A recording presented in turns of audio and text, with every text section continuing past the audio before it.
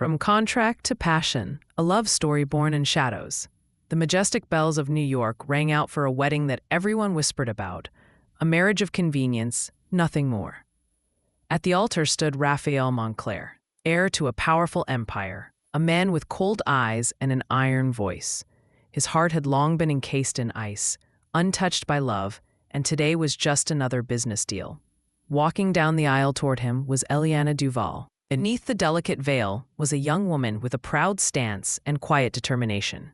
The guests whispered cruelly, "Why would such a man marry someone so plain, so unworthy?" But Raphael paid them no mind. All he thought of was the contract that had forced him into this union. The wedding was cold, lacking warmth or joy. It felt less like a promise of love and more like the signing of a deal.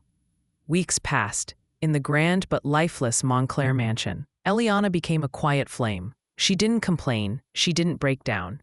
Instead, her kindness, her calm smile, and her gentle presence began to warm the very halls that had been frozen for so long.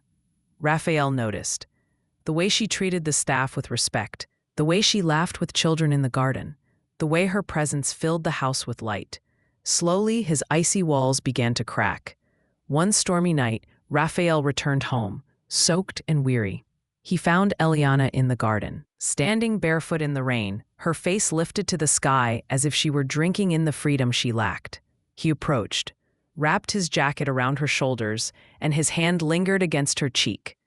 "You'll catch a cold," he whispered. Her eyes met his, steady and burning. "Would you even care?" For the first time in years, Raphael's chest ached with something he couldn't deny. He pulled her close, breathing in her warmth, and realized he could no longer lie to her, nor to himself. The turning point came at a grand ball.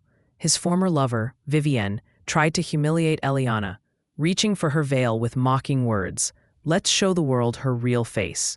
But before she could touch her, Raphael stepped forward, his voice thunderous, "Enough.